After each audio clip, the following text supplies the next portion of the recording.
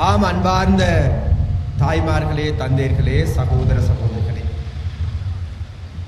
இன்று உங்கள் எல்லோருக்கும் தெரியும், மக்கள் விடுதலை முன்னணியான நாங்கள் இன்று இந்த பதுளை நகரத்தில் ஏன் எதனால் இவ்வாறான கூட்டத்தை நடாத்துகின்றோம் என்று வேறு எதனாலும் அல்ல.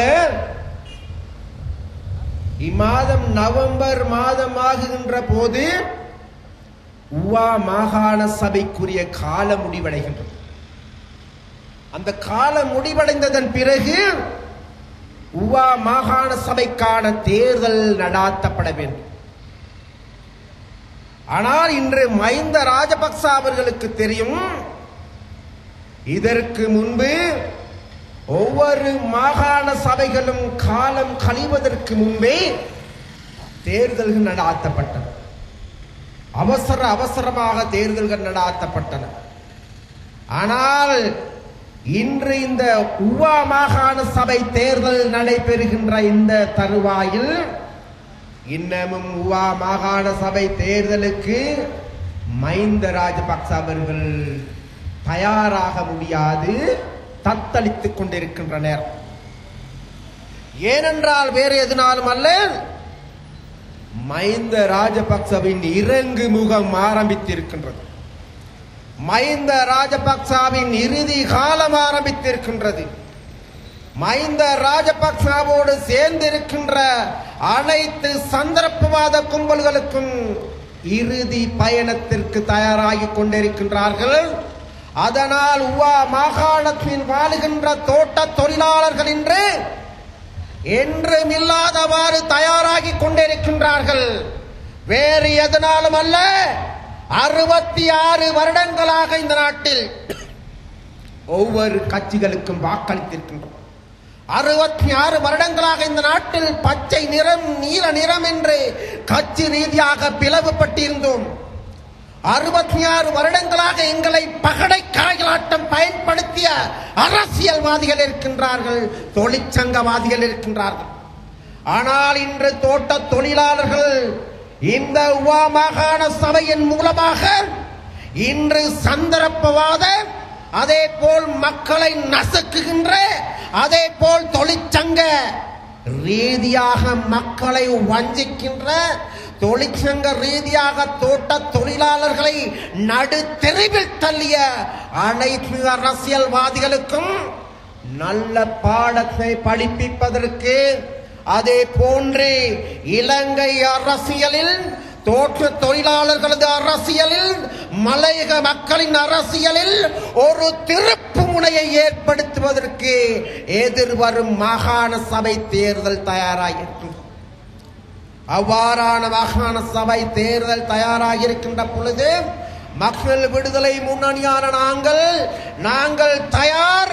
இலங்கையில் வாழுகின்ற அனைத்து மக்களையும் அணிதிரட்டி மக்களை வதைக்கின்ற, மக்களை பிரிக்கின்ற, இன ரீதியாக சிதைக்கின்ற, மத ரீதியாக கூறு போடுகின்ற, மக்கள் தமிழ், சிங்கள, முஸ்லிம் என்று மக்களை பிரித்து சிதைத்து, சிங்களவன் தமிழன் முஸ்லிம் என்று அல்லது இந்து இஸ்லாம் பௌத்தன் என்று பிரிக்கின்ற ராஜபக்சவிற்கு, மக்களை சிதைக்கின்ற ராஜபக்ச அரசாங்கத்திற்கு முடிவு கட்டுவதற்கு மக்கள் விடுதலை முன்னணி தயார்.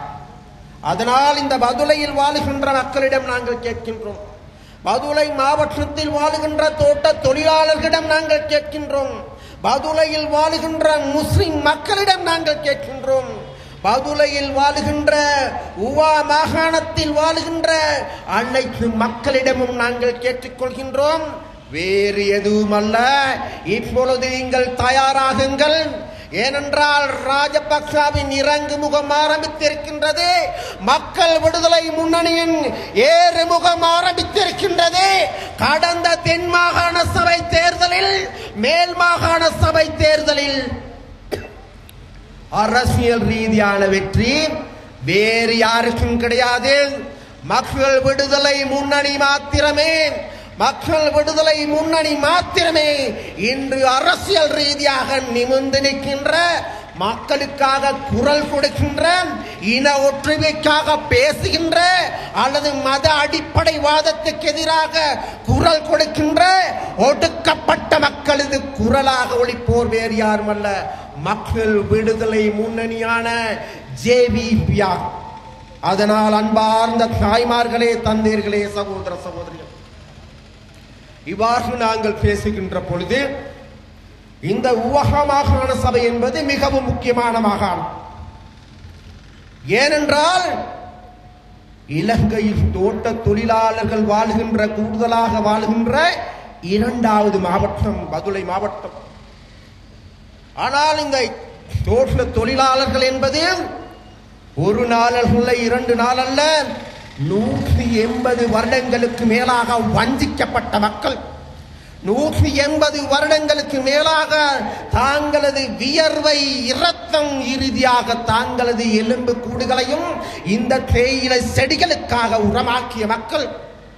மாடாய் உழைத்து ஓடாய் தேய்ந்து சூப்பி எறியப்பட்ட மாங்கொட்டைகளாட்டம் வீசி எறியப்பட்ட மக்கள் கூட்டம் வேறு யாருமல்ல, எங்களது சமூகம். ஆனால் இந்த சமூகம் இன்று தத்தளிக்கின்றது, அலறுகின்றது அல்லது அல்லல் படுகின்றது, சகல பிரச்சனைகளின் பின்னடைவுக்குள்ளாகியிருக்கின்றது. கல்வி ரீதியாக பின்தள்ளப்பட்ட மக்கள் தோட்ட தொழிலாளர்கள். இம்முறை அரசியல் ரீதியாக பின்தள்ளப்பட்டவர்கள் தோட்ட தொழிலாளர்கள். சுகாதார ரீதியாக நாங்கள் எடுத்து பார்க்கின்ற பொழுது இலங்கையில் கூடுதலான மந்த போஷணம், கூடுதலான இரத்த சோகையால் பீடிக்கப்படுகின்ற பிள்ளைகள், அது மாத்திரமல்ல பிறக்கும் பொழுதே இறக்கின்ற பிள்ளைகள், இரத்த சோகையால் பீடிக்கப்படுகின்ற கர்ப்பிணி தாய்மார்கள் எங்கு வாழுகின்றார்கள்? வேறு எங்குமல்ல, தோட்ட புறங்களில் மலையக மக்கள்.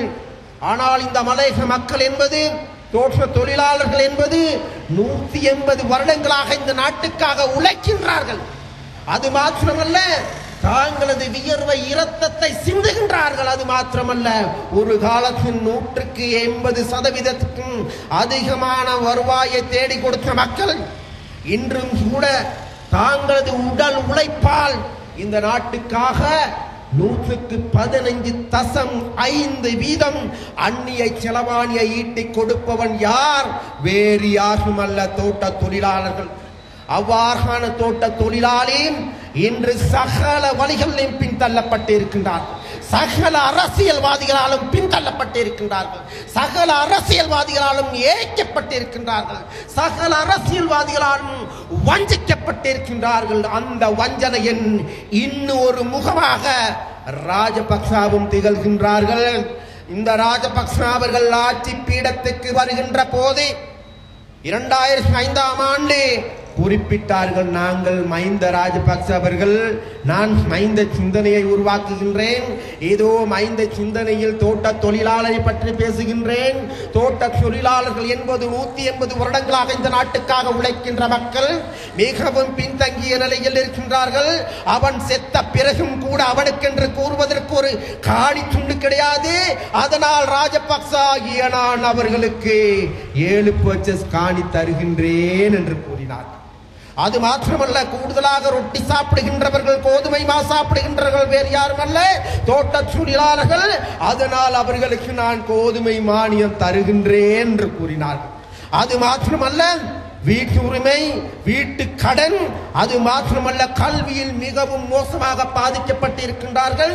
அதனால் நான் ஒரு பிரதேச செயலாளர் பிரிவுக்கு ஒரு தேசிய பாடசாலை அமைக்கின்றேன் என்று குறிப்பிட்டார்கள். அது மாத்திரமல்ல, தோட்ட தொழிலாளர்களது பிரச்சனைகளை தீர்ப்பதற்காக பிரச்சனைகள் அனைத்தையும் தேடி அலசி ஆராய்ந்து தீர்ப்பதற்கு ஏதுவான நடவடிக்கை எடுப்பதற்கு விசேட ஆணைக்குழு அமைக்கின்றேன் நான் மஹிந்த ராஜபக்ச என்று கூறினார். ஆனால் ராஜபக்ச ஆட்சி பீடமேறி இன்று 9 வருடங்களாகின்றது. இந்த 9 வருடங்களுக்கு பிறகு நீங்கள் தேடி பாருங்கள், அன்று ராஜபக்ச அளித்த ஒரு வாக்குறுதி, தோட்ட தொழிலாளிக்காக 7 பர்ச்சஸ் காணி கொடுத்தானா? இல்லை. கோதுமை மா, அரிசி மா, இது போன்ற மானியங்கள் கொடுத்தானா? கிடையாது. ஒரு பிரதேச செயலாளருக்கு பாடசாலை அமைக்கப்பட்டதா? கிடையாது. ஆனால் அதற்கு மாறாக என்ன நடந்திருக்கின்றது? எங்களுக்கு தலைமை தாங்குவதாக கூறுகின்ற தலைவர்கள் எங்களது தொண்டமான ஐயா, எங்களது திகாம்பரம் அண்ணாச்சி எல்லாம் எங்கு இருக்கின்றார்கள் என்றார். வேறு எங்குமல்ல, ராஜபக்சாவின் காலை நக்கிக் கொண்டிருக்கின்றார்கள்.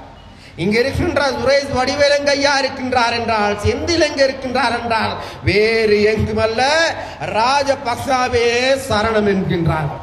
இவ்வாறு சரணம் என்று கூறுகின்ற இந்த ஐயப்பர்கள் அனைவரும் 2005ஆம் ஆண்டு என்ன கூறினார்கள் உங்களுக்கு ஞாபகம் இருக்கின்றதா? பதுளை மாவட்டத்தில் வாழுகின்ற மக்களிடம் நாங்கள் குறிப்பிட்டாக வேண்டும். 2005ஆம் ஆண்டு குறிப்பிட்டார்கள். அதோ மஹிந்த ராஜபக்ச வருகின்றான், மஹிந்த ராஜபக்சவுக்கு பின்னால் மஹிந்த சிந்தனை வருகின்றது.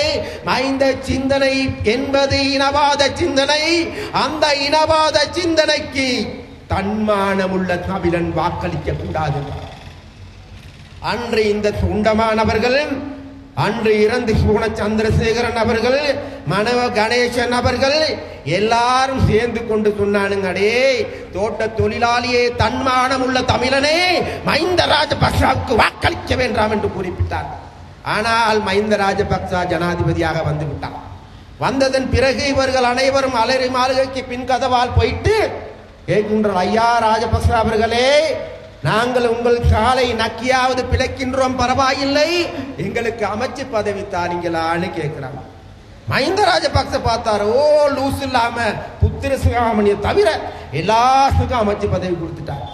அமைச்சு பதவியை வாங்கி கொண்டு தொண்டமான், அதே போன்று சொத்து சிவலிங்கம் போன்றவர்கள் அலரி மாளிகை முன் கதவால வந்து சொல்றாங்க, டே தோட்ட தொழிலாளியே, இந்த பாரா உண்ட உண்ட உண்ட உண்ட தன்மானத்தை பாதுகாக்கின்ற சிந்தனை தாண்டா மைந்த சிந்தனை. அதனால வேண்டி நாங்க அந்த மைந்த சிந்தனையை பலப்படுத்த போறோம்டா, நீங்க ஆதரவளிங்கடான்னு கூப்பிடுறாங்க. ஏனென்றால் இது எனக்காக அல்ல, உங்களுக்காக அல்ல, நமது எதிர்காலத்திற்காக நாங்கள் எல்லாம் சிந்திக்க வேண்டிய காலகட்டம். ஏனென்றால் இன்று தோட்ட தொழிலாளர்கள் எல்லா வழிகளையும் பின்தள்ளப்பட்டனர். எல்லா வழிகளையும் பின்தள்ளப்பட்டிருக்கின்ற சூழல் எவ்வாறான சூழல் என்றால், இந்த வருடம் 2013ஆம் ஆண்டு, அதாவது சாதாரண தரத்தில், அதாவது ஓ லெவல் பாடத்தில் 125% மாணவர்கள் தமிழ்ல பெயிலாயிருக்கிறாங்க. தமிழ் மொழியில பெயிலாயிருக்கிறாங்க மலையக மக்கள், எங்களது பிள்ளைகள். ஆங்கிலத்தில் 174%. மறுபக்கம் இவனுங்கெல்லாம் சொல்றாங்க, இந்த பாரு மலையகத்தில் மாகாணத்தில் கல்வி கொடி கட்டு பறக்குது. எந்த பாடசாலையாவது, ஒரு பாடசாலையாவது பூரமான சகல வசதிகளுடன் அடங்கிய பாடசாலையா இருக்கிறாங்க? எந்த ஒரு தோட்டத்திலேயாவது பூரணமான தோட்ட தொழிலாளர்களுடைய தேவைகள் பூர்த்தி செய்யப்பட்டிருக்கா? இல்லை. தோட்ட தொழிலாளர்களுக்கு நியாயமான சம்பளத்தை பெற்றுக் கொடுக்கிறானுங்களா? இல்ல. தோட்டத்தில் இருக்கின்ற இளைஞர்களுக்கு வேலை வாய்ப்பு கொடுத்தானுங்களா? இல்ல. இன்றைக்கும் கொழும்பு நகரம் முதல் சகல நகரங்களிலும் அத்த கூலிகளாட்டம், அடிமைகள் ஆட்டம். கொழும்பு நகரத்தில் மூட்டை துற்றுறதுலேருந்து, கரத்தை தள்ளுறதுலேருந்து, நாட்டாம் வேலை செய்யறது, காலையிலிருந்து மாலை வரைக்கும் மாடுகள் போல் உழைக்கின்ற மக்கள் யார் என்றால் வேறு யாரும் அல்ல, தோட்ட தொழிலாளர்கள் பிள்ளைகள். இன்றைக்கும் கொழும்பில் இருக்கின்ற சல்லிக்காரன் எங்களை வீட்டுக்கு ஒரு வேலைக்காரன் தேவை, வேலைக்காரி தேவை. அந்த வேலைக்காரன் வேலைக்காரியும் தோட்டத்து புள்ளையா இருந்தா, பயலா இருந்தா நல்லோன்னு சொல்லுவானு. அப்படியா அந்த என்ன நினைச்சு கொண்டிருக்கிறாங்க? தோட்ட தொழிலாளர்களுடைய பிள்ளைகள் என்பது உழைக்கிறதுக்கு மாத்திரம் பிறந்த ஜடங்கள் என்று நினைச்சு கொண்டிருக்கின்றான். அதனால் இந்த நிலைமைகள் மாற்றணுமா இல்லையா?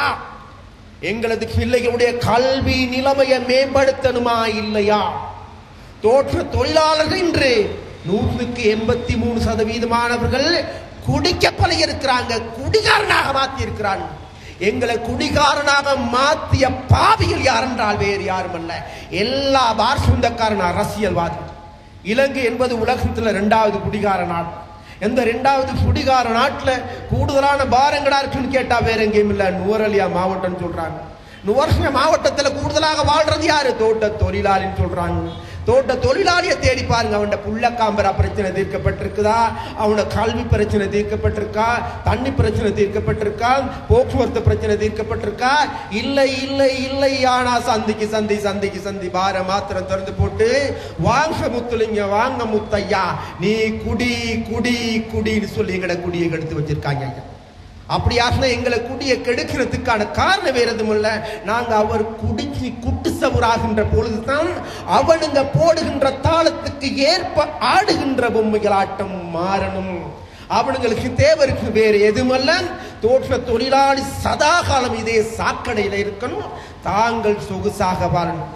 அதனால வேண்டி அரசியல் ரீதியாக எடுத்து பார்த்தாலும் சரி, சமூக ரீதியாக எடுத்து பார்த்தாலும் சரி, கலாச்சார ரீதியாக எடுத்து பார்த்தாலும் சரி, மிகவும் பின்தள்ளப்பட்ட மக்களான நிலைமைக்கு நாங்கள் தள்ளப்பட்டிருக்கோம். அதனால் இந்த நிலைமைகளில் இருந்து எங்களோட சமூகம் மீட்கணுமா இல்லையா? எங்களுக்கு நாளைக்கு எங்களுடைய சமூகத்திற்கு நல்லதொரு வாழ்க்கையை பெற்றுக் கொடுக்கின்றதா இல்லையா என்கின்ற கேள்விக்குறி எங்களுக்கு எல்லாருக்கும் இருக்கும்.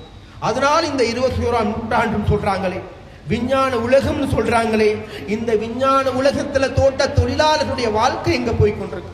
அதனால் இன்று தோட்ட தொழிலாளர்கள் மத்தியில் இருக்கின்ற புத்திஜீவிகள் சிந்திக்க வேண்டும், அவர்கள் சரியான வழி நடத்த வேண்டும், தோட்ட தொழிலாளர்களுக்கு எடுத்துரைக்க வேண்டும்.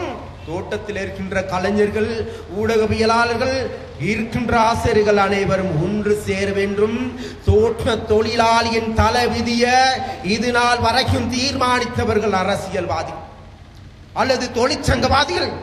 ஆனால் இது நாள் வரைக்கும் தோட்ட தொழிலாளி அவனுக்காக ஜே போட்டானே தவிர, அவனுக்காக கூத்தடிச்சானே தவிர எங்களுக்காக குரல் கொடுக்கவில்லை. அதனால் நாங்கள் கேட்டுக்கொள்கின்றோம், இந்த ஊவா மாகாண சபை தேர்தலிலாவது அவனுக்காக போராடியது போதும், மற்றவர்களுக்காக போராடியது போதும். இனி வரும் காலங்களில் நமக்காக போராடுவோம், நமது உரிமைகளுக்காக போராடுவோம். இதற்கு முன்பு கசிப்புக்கு, கஞ்சாவுக்கு, சல்லிக்கு, சலுகைகளுக்காக ஏமாந்தது போதும். இனியாவது நாங்கள் உரிமைகளுக்காக குரல் கொடுப்போம். அந்த உரிமைகளை வென்றெடுப்பதற்கு ஒரு அடித்தளமாக, ஒரு திருப்பு முனையாக இந்த மாகாண சபை தேர்தலை பயன்படுத்துவோம். அந்த தேர்தலை பயன்படுத்துவதற்கு இதோ இன்று உங்களுக்கு எல்லோருக்கும் இலங்கையில் இருக்கின்ற மக்களது நம்பிக்கைக்குரிய கட்சி மக்கள் விடுதலை முன்னணியாகும். தமிழ், சிங்கள, முஸ்லிம் மக்களின் நண்பன், தோழன், சகோதரன் ஜேவிபி ஆகும். அதனால் அந்த ஜேவிபி இன்று மிகவும் திடகாத்திரமான முறையில் இருக்கு. அதனால் அந்த திடகாத்திரமான ஜேவிபியில பதுள மாவட்டத்திற்கு இதோ எங்களது சமந்த வித்யாரத்ன அவர்கள், உங்களுக்கு எல்லாருக்கும் தெரியும், சமந்த வித்யாரத்ன என்பவர் பிரதி அமைச்சராக இருந்தது மாத்திரமல்ல, இந்த வெல்லச பிரதேசத்துல பல் தேசிய கம்பெனிக்காரர்கள் வந்து எங்களது நிலங்களை சூறையாடுகின்ற போது அந்த சூறையாடலுக்கு எதிராக, அந்த ஏகாதிபத்திய நிறுவனங்களுக்கு எதிராக, அன்றைய ஆட்சியாளர்களுக்கு எதிராக பாராளுமன்றத்தில் தீரமுடன் குரல் கொடுத்த ஒரே நபர் வேறு யாருமல்ல, சமந்த வித்யாரத்னம். அது மாத்திரமல்ல, கடந்த காலத்தில் நான் 7 வருஷமா பாராளுமன்றத்தில் இருக்கின்ற பொழுது தோட்ட தொழிலாளிகளை பற்றி ஒவ்வொரு யோசனைகள் கொண்டு வருகின்ற பொழுது அந்த யோசனைக்காக குரல் கொடுத்த நபர் சமந்த வித்யாரத்னம். அதனால் நாங்கள் பாராளுமன்றத்தில் இருக்கின்ற பொழுது தோட்ட தொழிலாளர்களை பற்றி கூடுதலாக பேசினது வேறு யாரும் அல்ல, ஜேவிபி. நாங்கள் தோட்ட தொழிலாளர்களுக்கு சம்பள உயர்வு பிரச்சனையா அல்லது ஏனைய பிரச்சனைகளா அல்லது சம்பள போராட்டமா, உண்ணாவிரத போராட்டமா அல்லது போஸ்டர் மூலமாக தோட்ட தொழிலாளர்களை தெளிவுபடுத்துவதா? வேறு யாரும் அல்ல, ஜேவிபியினுடைய அகில இலங்கை தோட்ட தொழிலாளர் சங்கமான நாங்கள். அது மாத்திரமல்ல, இந்தியாவில் இருந்த, இலங்கையில பிறந்த தோட்ட தொழிலாளர்கள் இந்திய அகதி முகாம்கள்ல தஞ்சம் அடைஞ்சிருந்தாங்க. 28,500 பேருக்கு இந்தியா பிரஜா உரிமையும் இல்லை, இலங்கை பிரஜா உரிமையும் இல்லை. இந்த தொண்டமான அண்ணாச்சி எடுத்து பார்த்தீங்கன்னு சொன்னா இவன்ட கல்யாணத்துக்கு அங்கத்தான் போவானுங்க, சாப்பாட்டுக்கு அங்கத்தான் போவானுங்க, சடங்குக்கு அங்கத்தான் போவானுங்க. இந்த திகாம்பரத்தை பார்த்து அவன் புள்ள எங்கடா படிக்குதுன்னு கேட்டா இந்தியாவில் தான் படிக்கிறான். இந்த கள்ளச்சாமி நல்லச்சாமி இந்த சொத்துச்சு வழங்கத்துல இருந்து எல்லாரையும் தேடி பாருங்க, இவன் புள்ள குட்டி எல்லாமே எங்க இருக்கிறாங்க? இந்தியாவில். அப்படியாப்பட்ட இந்தியாவில் இருக்கின்ற பொழுது 1977ஆம் ஆண்டுக்கு பிறகு இந்தியாவுக்கு அகதிகளாக போன மக்களுக்கு இந்திய முகாம்களுக்கு என்னைக்காவது ஒரு நாள் இந்த சுண்டமான் இந்த செந்திலுக்கு தெரியுமாடே, இந்த செந்திலுக்கு தெரியுமா இலங்கையில் இருந்த தோட்ட தொழிலாளர்கள் இன்றைக்கும் இந்திய அகதி முகாம்கள்ல தஞ்சம் அளிச்சிருக்கின்றார்கள், அங்க நசுக்கப்படுகின்றார்கள். அது மாத்திரமல்ல, அந்த உள்ள மக்களுக்கு தாங்களது உரிமைகளை கொடுன்னு சொல்லி உண்ணாவிரதம் இருக்கின்றார்கள். இவனுங்களுக்கு தெரியுமான்னு தேடிப்பார், தெரியாது. ஆனால் நாங்க 2007ஆம் ஆண்டு நானும் எங்களது கட்சியின் பாராளுமன்ற உறுப்பினர் அந்த பிமால் ரத்நாயக்க தோழர், இன்றைக்கு அவர் நெதர்லாந்தில் இருக்கிறார். எமது கட்சியின் செயல்பாட்டுக்காக வேண்டி 2 பேரை இந்தியாவுக்கு போயிட்டு இந்தியாவில் இருக்கின்ற அகதி முகாம்களுடைய பிரச்சனையை பார்த்து அந்த அகதிகள் முன்வைத்த கோரிக்கை, பிரதான கோரிக்கையில் ஒரே ஒரு கோரிக்கைன்னு சொன்னாங்க, ஐயா எல்லா அரசியல்வாதிகளும் வாரானுங்க ஐயா, போரானுங்க ஐயா, எங்கட பிரச்சனையை பத்தி பேசல ஐயா, எங்களுக்கு வேற எதுவும் இல்லையா, நாங்க எல்லாம் இலங்கையர் என்று அளவு கூட எங்களுக்கு இலங்கை பிரஜா உரிமை இல்லை, இந்தியாக்காரை ஒரு பொழுதும் எங்களுக்கு இந்திய பிரஜா உரிமை கொடுக்க போறதும் இல்லை, அதனால எங்களது பிள்ளைகள் எல்லாம் படிச்சு இன்னைக்கு பட்டதாரிகளா கூட இருக்கிறாங்க, தொழில் இல்லாம இந்த அகதி முகாம்கள் இருக்கின்றார்கள், அதனால் எங்களுக்கு பிரஜா உரிமையை பெற்றுக் கொடுத்து எங்களது தாய் நாடான இலங்கைக்கு அனுப்புவதற்கு ஏதுவான நடவடிக்கை எடுங்கன்னு கேட்டாங்க. கேட்டது பிறகு நாங்கள் இலங்கைக்கு வந்ததன் பிறகு தோட்ட தொழிலாளர்கள் அது பிரச்சனையான முதன்மை பிரச்சனையான பிரஜா உரிமைய பிரச்சனையை தீர்த்த பெருமை வேறு யாருக்கும் அல்ல, ஜேவிபியில எங்களுக்கே சார், மக்கள் விடுதலை முன்னணியில எங்களுக்கே சாரும். அதனால் இன்று தோட்ட தொழிலாளர்களுக்கு ஆக குரல் கொடுத்த ஆணித்தரமான நடவடிக்கைகளை எடுத்தவர்கள் வேறு யாரும் அல்ல, ஜேவிபியின் உறுப்பினர்கள், மக்கள் விடுதலை முன்னணியான நாங்கள். அதனால் நீங்கள் எல்லோரும் சிந்தியுங்கள். 66 வருடங்களாக நாங்கள் ஏமாந்தது போதும். 66 வருடங்களாக இன்று பச்சைக்கும் நீளத்துக்கும் மாறி மாறி வாக்களிச்சிருக்கின்றோம். இம்முறை வாக்களித்தாலும் கூட அவர்கள் எமது நாட்டை நாசமாக்குவார்களே தவிர, எங்களது வாழ்க்கையை நாசமாக்குவார்களே தவிர வேறு எதுவுமே நடைபெறப் போவதில்லை. அதனால் எம்மை நாசமாக்குகின்ற இந்த நாசமா போனவங்களுக்கு வாக்களிக்கிறதுக்கு பதிலாக நீங்க எல்லாம் ஒரு முறை சிந்திச்சு பாருங்களேன். 66 வருடங்களாக இந்த நாசமா போன அரசியல்வாதிகளுக்கு வாக்களிச்சிருக்கோம். ஒரு தடவைடாப்பா, ஒரு தடவை ஜேவிபிக்கு வாக்களிச்சு பாப்போமே, ஒரு தடவை ஜேவிபியை டெஸ்ட் பண்ணி பாப்போமே, ஒரு தடவை உவா மாகாணத்தை ஜேவிபிக்கு கொடுத்து பாப்போமே. அதனால வேண்டி எதிர்வரும் நாங்க நம்புறோம், எங்களுக்கு நம்பிக்கை இருக்குது.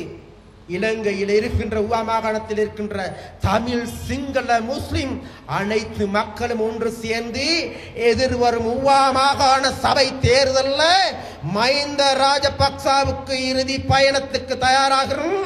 அதே போல 66 வருடங்களாக இந்த நாட்டை ஆட்சி செய்திருக்கின்ற ஐக்கிய தேசிய கட்சிக்கு அரோகரா அளிக்கப்பட்டேன். தோட்ட தொழிலாளர்கள் இருக்கின்ற முஸ்லிம்கள், தமிழர், சிங்களவர் அனைவரும் அணிதிரண்டு மக்கள் விடுதலை முன்னணி என்பது உங்களது கொடி, இந்த செங்கொடி என்பது உங்களது கொடி, இந்த செங்கொடியை உங்களோட கைக்கு எடுங்க. இந்த கட்சி என்பது உங்களுடைய கட்சி, இதை கட்டி காத்து வளர்க்க வேண்டிய பொறுப்பு உங்களுடைய பொறுப்பு, இதை வெற்றி பெற செய்ய வேண்டியது பொறுப்பு உங்களுடைய பொறுப்பு. அதற்காக வேண்டி எதிர்வரும் காலத்தில் நல்ல முடிவெடுப்பதற்கு இலங்கையில் வாழுகின்ற உவா மாகாணத்தில் வாழுகின்ற தமிழ், சிங்கள, முஸ்லிம் தோட்ட தொழிலாளர்கள் அனைவருக்கும் கூடுதலான சக்தியும் கூடுதலான வலுவும் மேலும் மேலும் கிடைக்க வேண்டும் என்று கேட்டுக்கொண்டு மக்கள் விடுதலை முன்னணி வாழ்க, தேசிய ஒற்றுமை வாழ்க என்று கூறிக்கொண்டு உங்களிடமிருந்து விடைபெறுகின்றேன். நன்றி, வணக்கம்.